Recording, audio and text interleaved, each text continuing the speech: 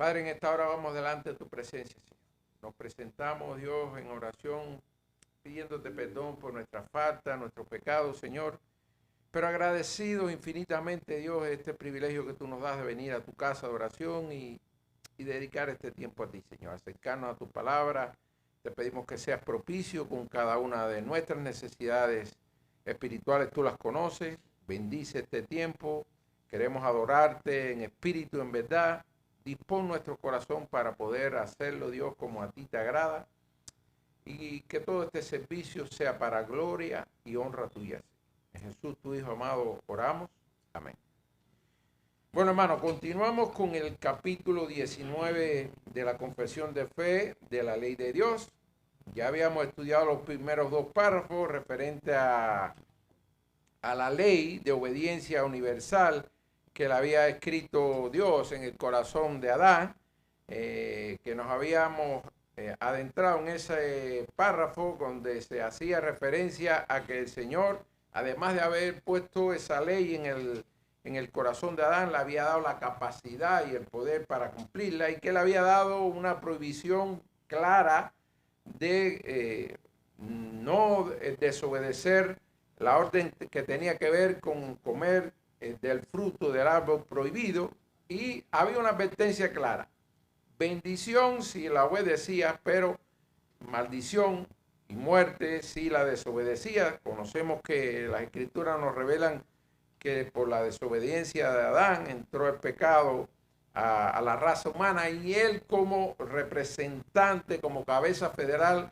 de la raza humana, nos heredó a todas las generaciones que le han seguido esa pecaminosidad en nuestra carne.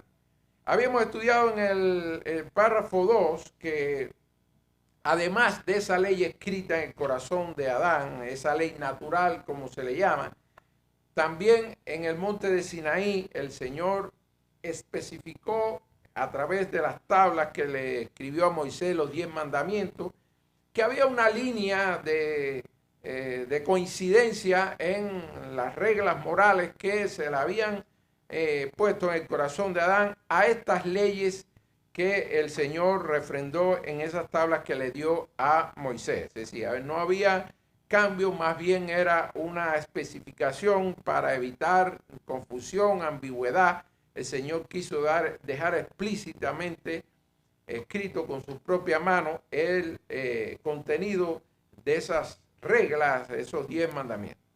Llegamos así a este tercer párrafo que tiene que ver con la ley que le dejó Dios al pueblo de Israel a través de las tablas. Además de eso, le dejó una ley que tenía que ver con la ley ceremonial o de sacrificio. Vamos entonces así a darle lectura a este párrafo.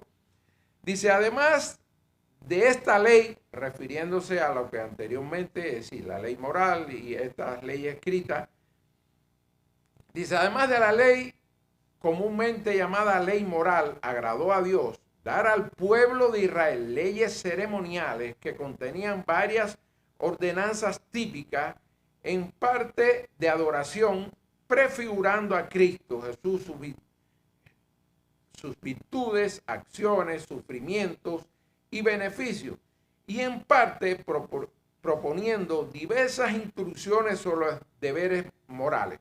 Hasta aquí, hermano, fíjense, no solamente nos está revelando este párrafo, es decir, que Dios, además de esa ley moral que habíamos estudiado en los dos párrafos anteriores, le dio esta ley ceremonial que tenía que ver con la adoración y que era una prefigura de lo que venía a ser Cristo, pero que implícitamente también tenía diversas instrucciones sobre deberes morales. Todas aquellas leyes ceremoniales, habiendo sido prescritas solamente hasta el tiempo de su reforma, cuando fueron abrogadas y quitadas por Jesucristo, el verdadero Mesías y único legislador, quien fue investido con poder por parte del Padre para ese fin. Si este párrafo nos está abordando otra de las leyes que el Señor puso al alcance del pueblo de Israel y que ayudaba a tener una actitud reverente a la hora de rendir culto al Señor, y que sabemos que fue explícita. Es decir, cuando usted lee las escrituras, ahí había con lujo de detalles de la manera, en el tiempo, quiénes eran los que estaban facultados para hacerla. Es decir, el Señor reveló con detalle, con lujo de detalle, cada elemento que debía ser observada a la hora de practicar estos ritos religiosos. La clase la hemos titulado La ley ceremonial para la adoración, prefigurando a Cristo. En resumen, hermano, el párrafo aborda estas ideas que le voy a comentar, además de la ley moral expresada sumariamente en el Decálogo. Es decir, en los 10 mandamientos, Dios dio a los judíos una ley ceremonial, la cual cumplía una doble función dentro de su propósito divino.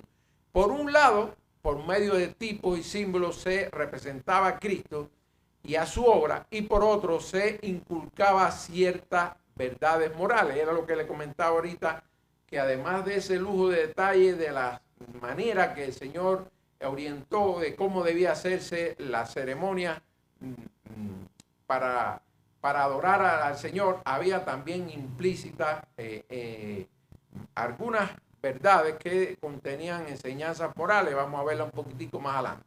El párrafo separa la ley moral, es decir, que es eterna, que están implícitas en esa ley ceremonial que sabemos que tuvo un fin con la venida y el completar su obra el Señor Jesucristo. Pero esas leyes que estaban implícitas, morales, todavía permanecen vigentes. Vamos a ver también un poquitico cómo identificar las que sí y las que no permanecen vigentes, que sería bueno que nos quede claro. Si el párrafo separa la ley moral, que es eterna, de la ley ceremonial, que fue el temporal, que se le puso fin con el sacrificio de nuestro Señor Jesucristo. Las leyes ceremoniales no fueron dadas para ser un objeto final, ni para quedarse para siempre, como si en ellas mismas estuviera la salvación. Más bien eran una sombra o tipo que señalaban y preparaban al pueblo para la persona y la obra de Jesucristo. Israel, porque bueno, el párrafo nos especifica que estas leyes morales y ceremoniales se le dio específicamente al pueblo de Israel. Dice, Israel es visto como una comunidad en una etapa de preparación, es decir, no tenían la preparación suficiente para poder hacer esta ceremonia de manera agradable al Señor. La Biblia nos enseña que la muerte de los dos hijos de Aarón, aunque pretendieron adorar al Señor, no lo hicieron de manera correcta, y el Señor, es decir, ofrecieron fuego extraño y el Señor los quitó de su presencia. Eso nos da una idea de que la ley que el Señor nos dejó en su escritura tenía un lujo de detalle de tal manera que no debía quedar duda a los que se acercaban en esas ceremonias de adoración. Por tanto, el Señor fue explícito y sabiendo que el pueblo de Israel no tenía la preparación suficiente, bueno, Él deja esta ley ceremonial para conocimiento del pueblo de Israel, y cuando se acercara a adorarlo, lo hiciera de manera correcta. Dice, Israel es visto como una comunidad en una etapa de preparación o infancia espiritual, necesitando símbolos visuales antes de la llegada de la realidad. Israel funcionaba como una iglesia en formación. Dios le dio las reglas visibles, es decir, los sacrificios, los rituales, las fiestas, para enseñarles verdades espirituales más profundas que aún no comprendían plenamente. Con la llegada de Cristo, estas leyes han sido anuladas o abrogadas, porque el propósito para el cual fueron creadas ya se cumplió. Mire como Gálatas 3:24 dice, de manera que la ley ha sido nuestro ayo, nuestra guía para llevarnos a Cristo a fin de que fuésemos justificados por la fe. Las leyes ceremoniales eran sombras que apuntaban a Cristo. Un poquitico más profunda la idea, dice, estas leyes no eran en fin en sí mismas, eran figuras o símbolos que anunciaban a Cristo. Todo el sistema ceremonial, es decir, los sacrificios, sacerdotes, el templo, era como una profecía visual. Era como una manera que el Señor encontró para tratar de prepararlos para lo que vendría a través de su Hijo Jesucristo. Los sacrificios, por ejemplo, apuntaban al sacrificio de Cristo. El sacerdote apuntaban a Cristo como mediador, es decir, al sumo sacerdote. El cordero apuntaba a Cristo como el cordero de Dios. Las leyes ceremoniales no eran permanentes, tenían una duración limitada. Funcionaban como un puente hasta que Cristo viniera. Una vez cumplido su propósito, ya no eran necesarias. Los cristianos hoy no sacrificamos animales ni seguimos estrictas leyes de pureza ritual, pero sí seguimos considerando las enseñanzas morales que están implícitas en ellas. Han sido abolidas en Cristo, es decir, continuando la idea, bajo el Evangelio, estas leyes ya no están vigentes como Cristo las cumplió completamente. Claramente nos estamos refiriendo a la parte de los sacrificios, a esas ceremonias y a esas fiestas que se hacían en la antigüedad y que el Señor las puso en conocimiento del pueblo de Israel. No es que fueron inadecuadas, para nada, hermano. En su tiempo eran perfectas y cumplieron su propósito, sino que ya cumplieron su propósito y por tanto no es necesario que el pueblo de Dios siga practicando esas leyes ceremoniales. Hoy no ofrecemos sacrificio porque Cristo fue el sacrificio perfecto, suficiente para satisfacer las demandas de la justicia divina. Pudiéramos hacer nuestra pregunta: ¿cómo podía verse en cada elemento de la ley ceremonial a Cristo y a sus obras? Porque nos está diciendo acá la confesión que era una sombra de Cristo, un adelanto, era como un comercial de algo que iba a venir después. Los que hoy son amantes del cine saben que a veces se sacan antes de la película un avance, un tráiler que hace referencia, un resumen de lo que vendrá después en la película. Algo parecido a eso el Señor le dejó ver al pueblo de Israel para adelantar lo que vendría después. ¿Cómo podemos ver? Porque la pregunta es ¿cómo podemos ver en cada elemento de la ley ceremonial a Cristo? Bueno, nos decía acá el párrafo, prefigurando sus virtudes, sus acciones, sus sufrimientos y beneficios. ¿Cómo podemos ver eso en esas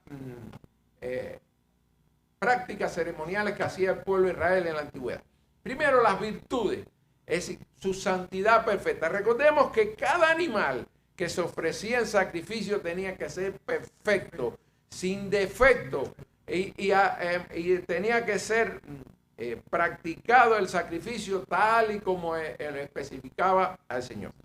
Recuerden también que el lugar era importante también. La Biblia nos revela que todavía después en la historia del pueblo de Judá, que fue el que más cerca estuvo de la obediencia al Señor, aún dice, en los lugares altos se continuaba ofreciendo sacrificios. Es decir, eran en lugares que no estaban dentro de lo que debía hacerse. En lugar de hacérselo en el templo, se hacían lugares altos y por tanto no se consideraba una cosa agradable al Señor, aunque pudiera parecer que se estaba adorando al Señor. Es decir, hermano, la adoración del Señor tiene que ser conforme a las Escrituras. Como estudiábamos en la parte de si todo aquello que se agregue o se quite de lo que está en la Escritura son mandamientos de hombre. Por tanto, cualquier cosa que nosotros vayamos a hacer dentro de la iglesia, lo primero que tenemos que tener claro es qué nos dice la Biblia de cómo hacerlo de manera que le agrade a Dios, que esté alineado con las instrucciones que el Señor ha dejado sobre ese tema. Es decir, los animales que se ofrecían en sacrificio eran sin defecto, ofrecidos.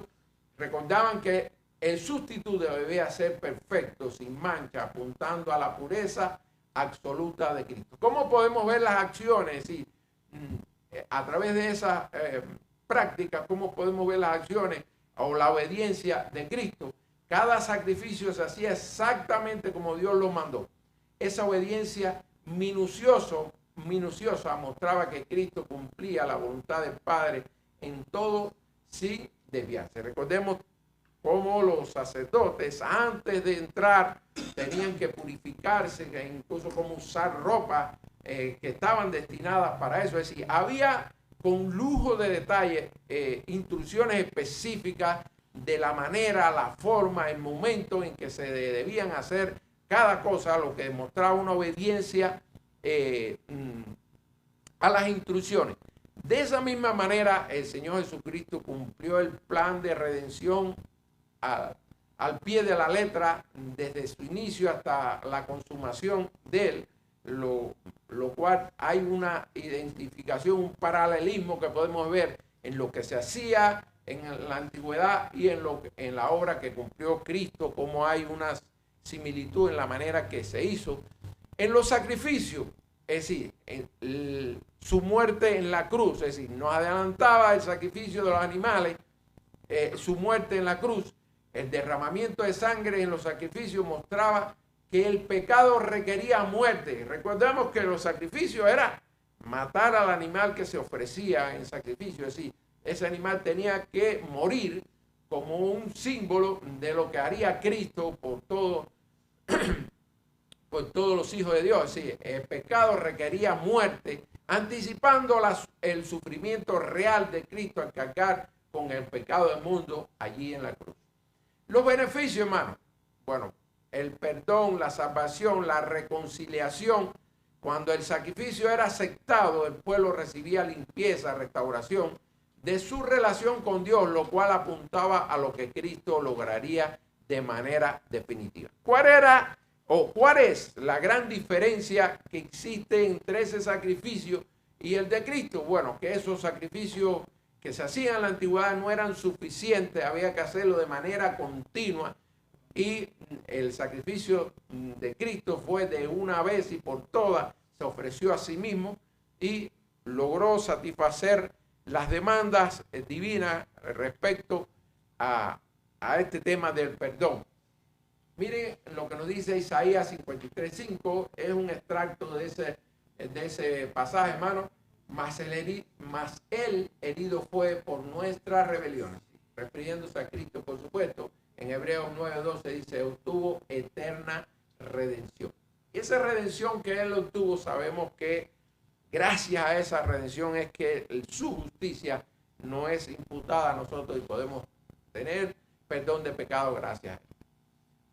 Una pregunta que pudiéramos hacer: si Cristo cumplió perfectamente la ley en nuestro lugar, ¿significa esto que los mandamientos basados en el carácter de Dios dejaron de tener validez para el creyente? Dice, por supuesto que no han perdido validez. No significa que esos mandamientos dejaron de tener validez. Los mandamientos que se basan en el carácter de Dios y en principios que no cambian siguen siendo vigentes. Lo que hizo Cristo fue cumplir perfectamente esa ley moral en nuestro lugar como nuestro representante, así como Adán fue la cabeza federal y representante de toda la clase, toda la raza humana. Acá Jesucristo representó a todos los hijos de Dios ahí cargando con nuestras culpas, llevando nuestro pecado ahí a la cruz, y gracias a ese sacrificio, a ese plan perfecto ideado por el Señor, es que nosotros podemos tener redención y podemos acceder al reino de Dios gracias a esa intercesión de nuestro Señor Jesucristo. Dice, por eso es quien nos da la justicia, refiriéndose a Cristo. Por eso Él es quien nos da la justicia a nosotros, que creemos por la ley en sí no fue eliminada, sino cumplida. Las leyes ceremoniales fueron quitadas y abrogadas por Cristo. Sin embargo, las leyes morales que se basan en el carácter santo y justo de Dios y que enseñan cómo vivir de acuerdo al carácter de Dios no fueron eliminadas. Más bien, Cristo confirmó y reafirmó esas leyes, mostrando que siguen siendo la guía para la vida del creyente. Por eso, el cristiano no obedece la ley moral para ser salvo. Sabemos que no es por obra, hermano, sino porque refleja la naturaleza de Dios y la nueva vida que hemos recibido. ¿Todos los mandamientos del Antiguo Testamento permanecen vigentes? Es una buena pregunta. Dice, la respuesta no es automática. Si usted se equivoca en decir este sí, este no, sin hacer un análisis en la propia Biblia, corre un riesgo de equivocarse, hermano. La respuesta no es automática ni general, sino que debe buscarse en la revelación posterior de las Escrituras. Es decir, refiriéndose al Nuevo Testamento, porque bueno, sabemos que la mayoría de estos mandamientos están en el Nuevo Testamento. Habíamos dicho en la clase pasada que toda la Biblia tiene enseñanzas útiles para tener un comportamiento moralmente agradable ante el Señor, no solamente los 10 mandamientos. Dice, en el Nuevo Testamento encontramos una aclaración más completa de la voluntad de Dios, donde Jesucristo y los apóstoles confirman algunos mandamientos, explican otros con mayor profundidad y en ciertos casos enseñan que algunos ya no están vigentes porque cumplieron su propósito. Por ejemplo, las leyes ceremoniales son de estos ejemplos de que se aclara que ya no son necesarias. Las leyes ceremoniales del templo, como los rituales, la purificación y ciertas fiestas, ni las normas alimenticias del Antiguo Testamento, ya que fueron declaradas cumplidas y no necesarias para la vida del creyente bajo el nuevo pacto. Por eso, no todos los mandamientos del Antiguo Testamento se aplican de la misma manera hoy, sino que deben ser evaluados a la luz del Nuevo Testamento. ¿Cómo saber qué leyes siguen vigentes y qué no? La idea sigue sobre la base de lo que nos dice la Biblia. La respuesta a esta pregunta hay que buscarla en la Biblia. Y si no aparece explícitamente, hermano, porque quizás usted está buscando la respuesta a algo que no lo puede encontrar literalmente a como usted formula la pregunta que esté la respuesta. Sin embargo, pueden haber instrucciones al respecto, alrededor del tema que usted está buscando y que lo puede llevar a concluir si permanece o no vigente ese mandamiento. No obstante, yo le sugiero que siempre cuando tengamos dudas acudamos a los hermanos que tienen más preparación, al pastor, a estudiar profundamente la Biblia, a ayudarnos también con otros libros complementarios que nos pueden ayudar, por supuesto, de comentaristas, de personas con preparación suficiente que nos ayuden a acercarnos a una verdad que esté en correspondencia con lo que realmente nos enseña la Biblia. Si un mandamiento aparece confirmado o practicado en el Nuevo Testamento, sigue válido. Si un mandamiento no es rechazado o se enseña que ya no se aplica, ha sido abolido. Es decir, fíjense cómo siempre sobre la base de lo que nos enseña la Biblia. Cuando en el Nuevo Testamento no lo dice directamente, se debe analizar la razón por la cual se dio la ley, hermano. Siempre, nunca podemos sacar un texto de su contexto.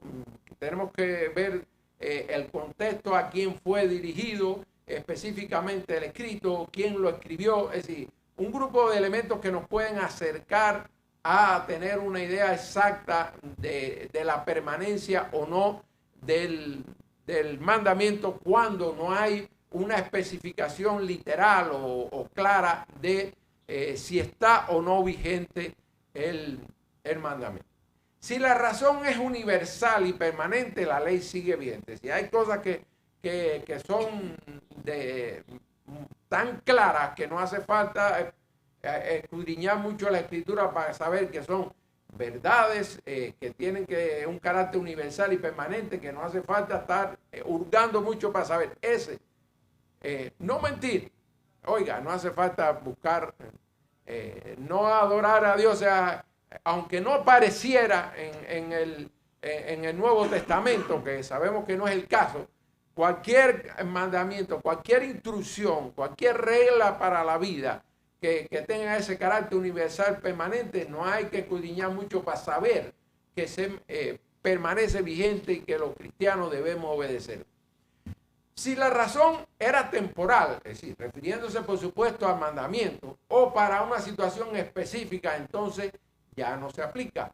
La ley moral permanece. Es decir, las leyes morales, como los 10 mandamientos, son reafirmados constantemente en el Nuevo Testamento. Es decir, para los 10 mandamientos no hay duda, hermano. Ahí no tiene que estudiar mucho para saber que el Nuevo Testamento hace referencia, reafirmando su vigencia infinidad de veces. Ahora, hay otras cosas que es necesario escudriñar en la Escritura, y cuando usted tenga dudas, consulte con los hermanos que están un poco más preparados que usted, o trate de encontrar información complementaria, además de la Biblia, que lo puede ayudar. Dice, la ley ceremonial también incluía enseñanzas prácticas sobre la vida moral. Era lo que decía ahorita, que aunque la ley ceremonial era específica a la hora de hacer esas prácticas religiosas, también tenía implícita otras enseñanzas morales, que es la que decíamos ahorita, que esas no fueron abolidas, no fueron abrogadas por Jesucristo, sino que permanecen vigentes por la esencia que tienen que ver con el carácter inmutable, divino, justo del Señor, y por tanto tienen esa vigencia para los cristianos hoy en día. Dice, algunas leyes ceremoniales enseñaban principios morales. Es decir, por ejemplo, hermano, la pureza a la hora de acercarse al Señor. Eso, incluso hasta cuando hacemos la cena del Señor, siempre hay una instrucción del pastor. Debemos estar a cuenta con el Señor. La manera en que debemos vestir decorosamente cuando venimos a la casa de oración de nuestro Señor. Es decir, siempre podemos sacar de esas enseñanzas que estaban implícitas en la ley ceremonial cómo nos llegan a nuestros días. Y es una manera que nos sirve para guiarnos correctamente cuando nosotros nos acercamos al Señor. Dice, algunas leyes ceremoniales señalaban principios morales, aunque no eran la ley moral en sí, es decir, no eran de los 10 mandamientos o otras cosas que el Señor estuvo poniendo en conocimiento explícito. Es decir, a través de rituales y prácticas externas, Dios estaba enseñando verdades espirituales sobre cómo debía vivir y relacionarse su pueblo con Él y con los demás. Por ejemplo, cuando se exigía pureza para acercarse al templo, no solo se trataba de una limpieza externa, no era que la ropa y las sandalias, el tipo de calzado que se usaba, estuviera limpio, sino que enseñaba un principio moral de que Dios es santo y que Él, ser humano, debe acercarse a Él con reverencia y con un corazón limpio. Las leyes de pureza, alimentación o separación enseñaban de la santidad de Dios, de la necesidad de la pureza, de la diferencia entre los santos y los profanos. Eran lecciones externas con un significado interno, hermano. De manera, lo ceremonial no era el fin, sino un medio visible para enseñar verdades espirituales y morales más profundas. Es decir, además de detalladamente saber cómo había que adorar al Señor a través de los sacrificios y de las fiestas que el Señor puso en conocimiento del pueblo de Israel, habían estas enseñanzas que estaban implícitas, que son las que nosotros podemos obtener en nuestro día con total vigencia. Un resumen de lo que hemos visto, hermano. Las leyes ceremoniales eran temporales. Las leyes ceremoniales del Antiguo Testamento no eran el fin en sí mismas, sino que tenían un propósito limitado en el tiempo. Fueron dadas para enseñar, preparar y apuntar hacia algo mayor que vendría después. Sabemos que era Cristo, dice. Su propósito era señalar a Cristo. Estas leyes funcionaban como símbolos o sombras que anunciaban la obra de Jesucristo, los sacrificios, las fiestas y los rituales mostraban la necesidad de expiación, de limpieza y comunión con Dios. Cristo cumplió lo que ellas representaban. Con su muerte en la cruz, Cristo cumplió de forma perfecta todo lo que estas ceremonias anticipaban. Por eso ya no eran necesarias, porque la realidad había llegado. Su abolición no fue destrucción, sino cumplimiento. No es que esas leyes fueran un error, sino que su propósito fue completado. Cuando algo llega a su cumplimiento, deja de ser necesario. Ahora vivimos bajo un nuevo pacto. El creyente ya no se acerca a Dios mediante rituales externos, sino por la obra consumada de Cristo, quien abrió un camino directo a la presencia de Dios. Ya no seguimos a sombras como aquellos primeros creyentes que recibieron estas leyes ceremoniales. Ahora seguimos a una persona real, viva, que es nuestro Señor Jesucristo. Hermanos, hasta aquí este párrafo. La clase que viene vamos a dar el párrafo 4 y 5 porque está muy relacionado un tema con otro. Incluso en el documento que me apoyo básicamente para la preparación de las clases, tiene los 3 párrafos, es decir, el 3, el 4 y el 5 unidos, pero se me hizo más fácil unir el 4 y el 5 y separar un poquitico el 3, y vamos a ver después en la clase que viene cómo aborda otro tema de estas leyes que el Señor le dejó a su pueblo, pero más bien en otra esfera que no tiene que ver con estas leyes morales personalmente, y estas que tienen que ver con la adoración. Vamos a estar viendo otras leyes que el Señor le dejó al pueblo de Israel. Bueno, hermanos, les pido que nos acompañen en una oración para terminar este tiempo. Padre, gracias infinitas por este tiempo que nos acercamos a tu palabra a través del estudio de esta confesión de fe. Dios mío, ayúdanos a vivirla. Ayúdanos a adentrarnos en tus enseñanzas y ponerlas por obra, y que nosotros podamos darte a ti, solo a ti, la gloria y la honra. Sabemos, Señor, que nuestro Señor Jesucristo cumplió perfectamente todas las demandas de la justicia divina, Señor, y que debe ser razón suficiente para nosotros tener real dimensión de cuánto fue lo que el Señor tuvo que sufrir ahí para que nosotros nos llegara tu justicia, Señor. Gracias, Señor, por tu sacrificio. Sabemos que no lo merecemos. La gloria y la honra sean para ti. Bendice el resto de este servicio. En el nombre de tu Hijo Santo y amado Jesucristo te lo pedimos.